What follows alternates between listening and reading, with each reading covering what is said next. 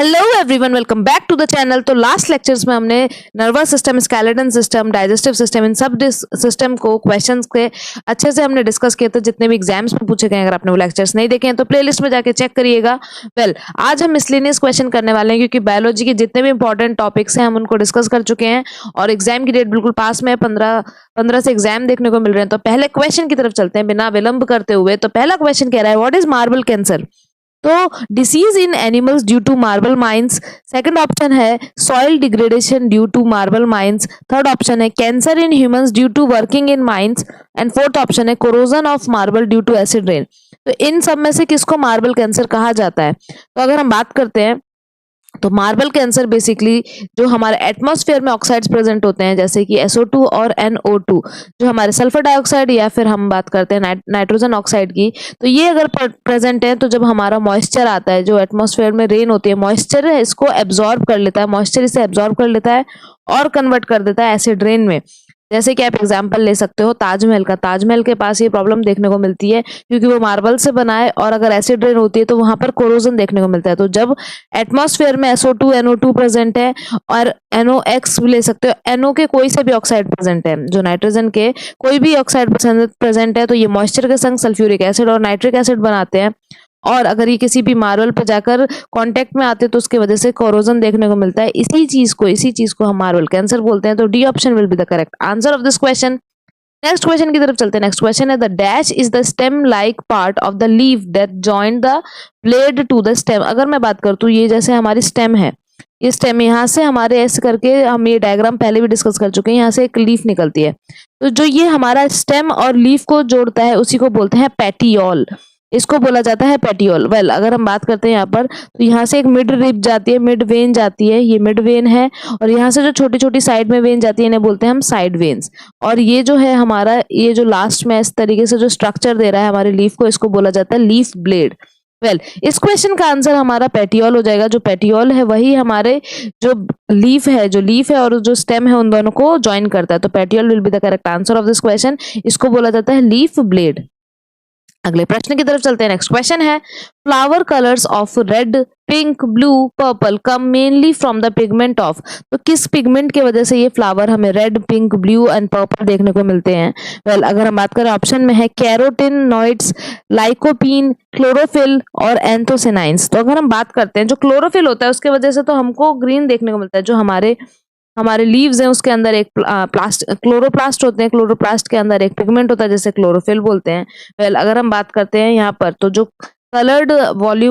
Coloured water soluble pigments हमारे flower के अंदर प्रेजेंट होते हैं, जो फिनोलिक ग्रुप को रिप्रेजेंट करते हैं, तो ये है वो एंथोसाइनाइंस।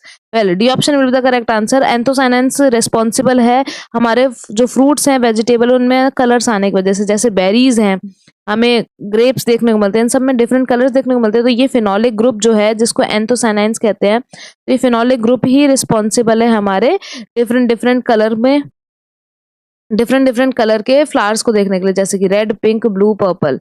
नेक्स्ट क्वेश्चन की तरफ चलते हैं। नेक्स्ट क्वेश्चन है, the total number of living organism both plants and animal in a given area is called. तो जो हमारे एनिमल, प्लांट, ये सब मिलके जो एक पर्टिकुलर एरिया में कुछ बनाते हैं उसे क्या कहा जाता है? बफर, बायोमास, बैथोलिथ या फिर बैराज। तो उसे कहा जाता है हमारा बायोमास। जो भी बायोमास होता है, बायोमास को आपको पता है, बायोमास क्या है? एक पर्टिकुलर एरिया में डिफरेंट टाइप के हमें ऑर्गेनिज्म देखने को मिलते हैं, वो प्लांट्स, एनिमल सबसे रिलेट करते हैं।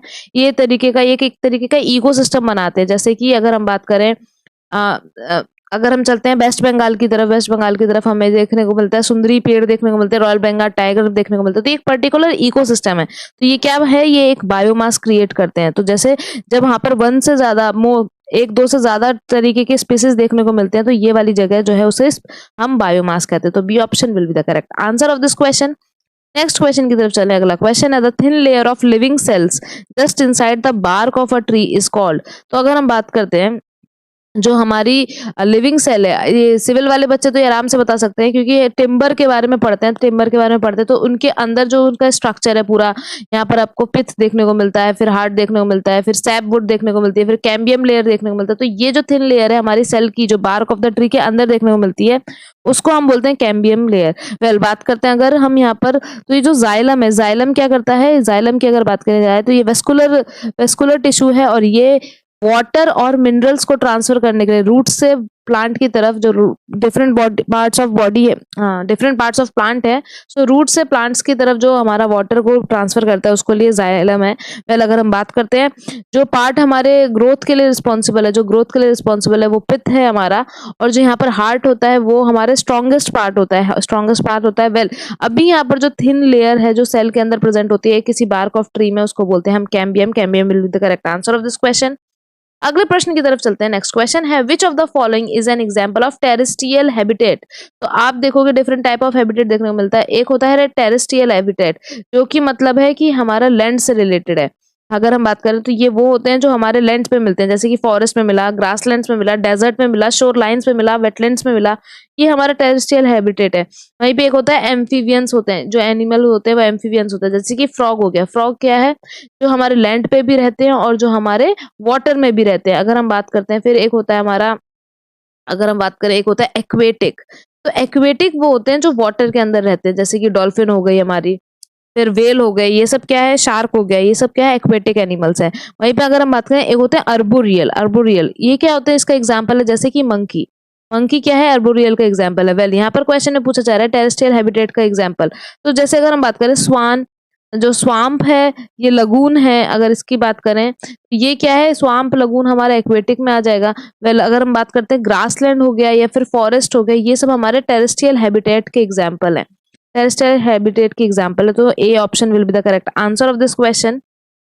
वेल नेक्स्ट क्वेश्चन की तरफ चलते हैं। अगला क्वेश्चन है हमारा A biochemical compound is any mineral based compound found in living things, sulfur based compound found in living things, carbon based compound found in living things, या फिर hydrogen based compound found in living things. तो जो carbon या carbon के जो compounds होते हैं उन्हीं को हम बायोकेमिकल कंपाउंड्स कहते हैं। तो ये बेसिकली अगर हम बात करें जैसे कि ग्रोथ हो गया, किसी भी लिविंग बींग्स के जो पूरा लाइफ प्रोसेस है उसमें हमारा कार्बन का बहुत बड़ा रोल है। जैसे ग्रोथ हो गई, हमारी डाइजेशन हो गया, तो रेस्पिरेशन हो गया, यहाँ पर आपको देखने को मिलेगा बायोकेमिकल कंपाउंड्स देखने को मिलेंगे। और हमारे 4 तरीके के बायोकेमिकल कंपाउंड्स होते हैं। एक हो गया हमारा कार्बोहाइड्रेट्स, एक प्रोटीन, एक फैट और एक न्यूक्लिक एसिड। तो ये जो है मेरा कार्बन बेस्ड कंपाउंड होता है जो लिविंग बींग्स के अंदर देखने को मिलता है। तो C option will be the correct answer of this question.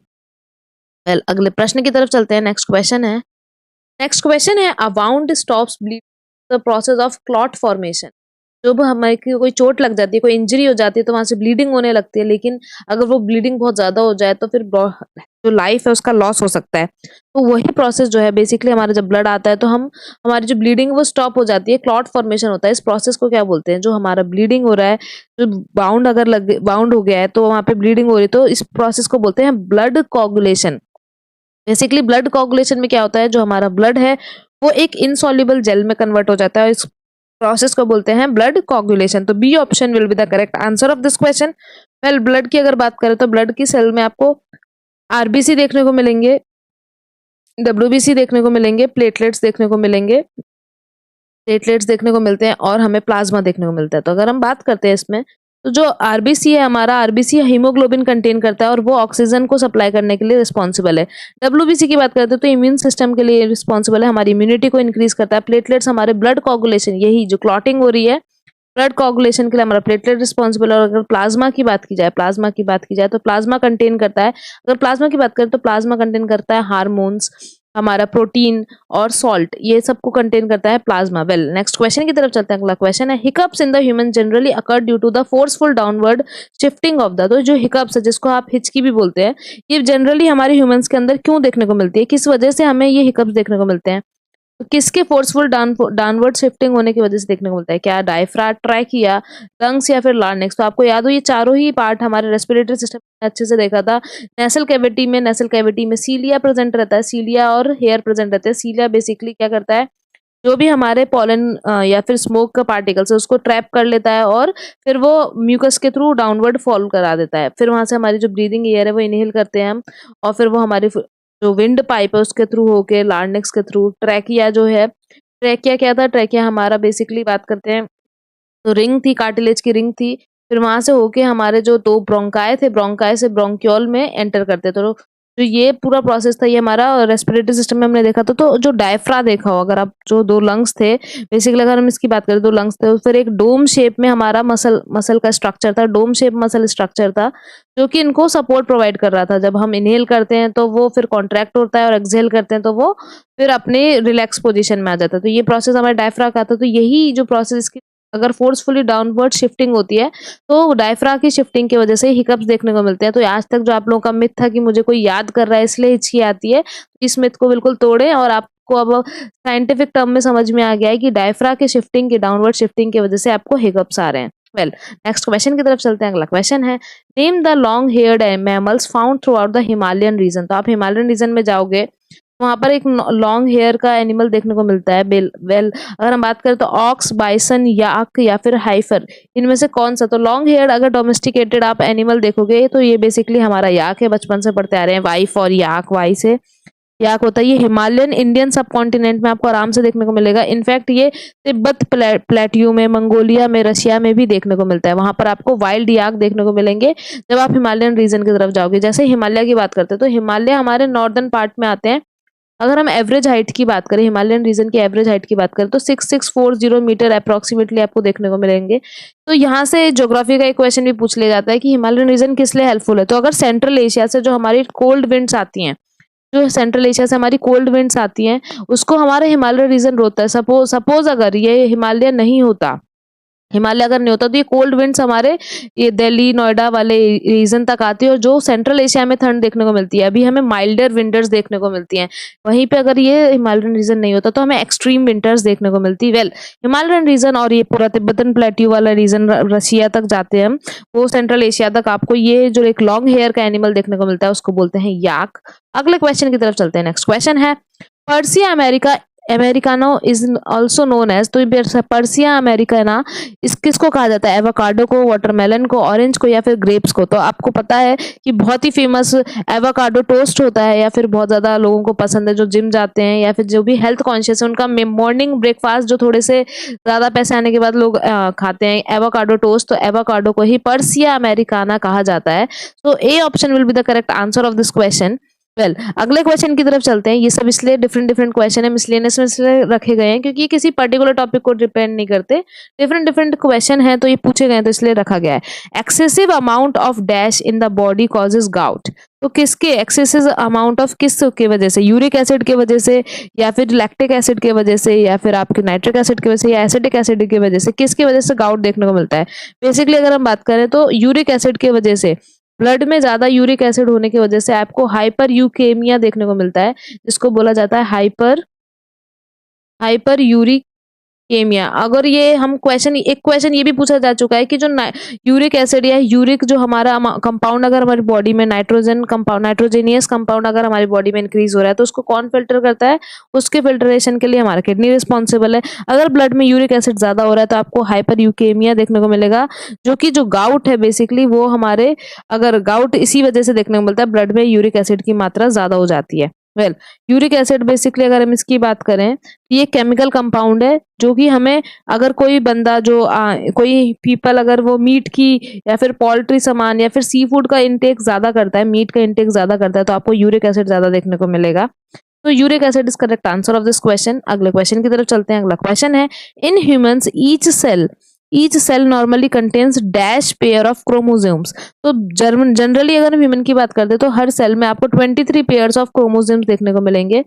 23 pairs of chromosome देखने पर मिलेंगे। टोटल कितने होते हैं? 46 होते हैं। वेल, अगर हम बात करें जो लास्ट टू पेयर्स होते हैं, लास्ट टू पेयर्स होते हैं, जो 23rd पेयर है उसको सेक्स क्रोमोसोम्स कहा जाता है, जो कि मेल और फीमेल में डिफरेंट होता है। सेक्स क्रोमोसोम की बात करें, जो लास्ट क्रोमोसोम्स होता है वो किसको कहा जाता है? लास्ट क्रोमोसोम होता है हमारा सेक्स क्रोमोसोम, जो कि जेंडर को डिफाइन करने के लिए बताया जाता है। तो फीमेल में अलग देखने को मिलेगा, अगर XX है तो फीमेल में देखने को मिलेगा, XY है तो हमारा मेल होता है। तो ये अभी हम आगे पढ़ेंगे, लेकिन 23rd पेयर जो होता है, जो कि लास्ट होता है, उसको हम सेक्स क्रोमोसोम्स कहते हैं। वेल, और जो पेयर होते हैं, जो 22 पेयर्स हमें देखने को मिले, जो 22 पेयर्स है उनको बोला जाता है ऑटोसोम्स। ऑटोसोम्स क्योंकि वो मेल और फीमेल दोनों में ही सेम देखने को मिलते हैं। अगर हम बात करें 22 पेयर्स की तो उसको बोला जाता है ऑटोसोम्स। और वो मेल और फीमेल, जो मेल एंड फीमेल की बात की जाए, मेल एंड फीमेल की बात करें, वो दोनों में ही सेम देखने को मिलते हैं। बस लास्ट पेयर जो है जिसे सेक्स क्रोमोसोम्स कहा जाता है वो आपको डिफरेंट देखने को मिलते हैं। नेक्स्ट क्वेश्चन है कि mucosa, submucosa, muscularis and adventitia are the 4 layer of dash wall, stomach, gastrointestinal या फिर थ्रॉट या फिर नेसल, इनमें से किसकी वॉल देखने को मिलती है?